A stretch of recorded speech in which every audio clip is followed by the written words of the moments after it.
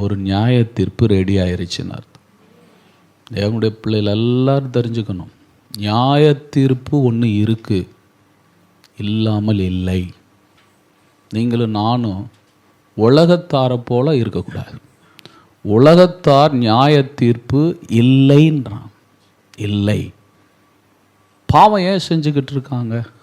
அவங்களுடைய இருதயத்துக்குள்ள இதுக்கு நியாய தீர்ப்பு இல்லைன்றாங்க. அதனால தான் அவங்க செய்கிறாங்க. பாவம் செய்கிற ஒவ்வொரு ஆளுடைய இருதயத்தில் என்ன இருக்குது தெரியுங்களா? இதுக்கு என்ன இல்லை, நியாய தீர்ப்பு இல்லைன்றாங்க. இருக்குன்ற யாருமே செய்ய மாட்டாங்க.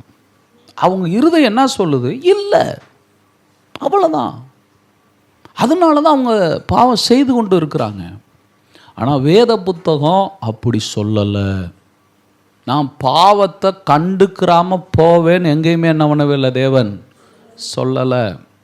பாவம் போகணுன்றதுக்காக தன்னுடைய ஜீவனையே கொடுத்துருப்பார் என்றால் இருந்துட்டு போட்டுன்னு நினச்சிருக்கலாம்ல. இப்போ நினச்சது போல் அங்கே இப்போ தேவன் உயிரோடு தானே இருக்கார். பாவம் பண்ணுறவங்களுக்கு எதாவது நடந்துருச்சா? நடக்கலைங்க. ஏன் கண்டுக்கிறாமல் இருக்கிறார்?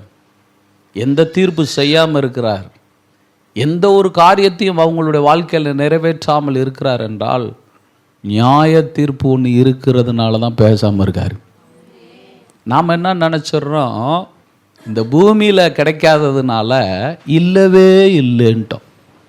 நான் சொல்லுகிறேன், இந்த கடைசி நாட்களில் நீங்கள் நல்லா புரிஞ்சுக்கணும், இந்த உலகத்தில் ஒருத்தனுக்கும் நியாய தீர்ப்பு கிடையாது.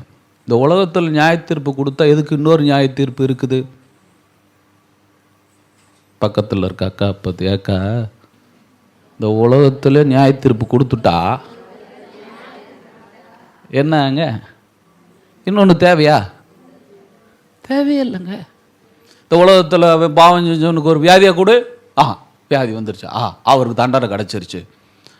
அவருக்கு ஒரு வேதனையை கொடு, வேதனை வந்துருச்சு. அந்த அவருக்கு அதை கொடு, இதுதான் என்னதுங்க அப்படி ஏசு சொன்னாரா?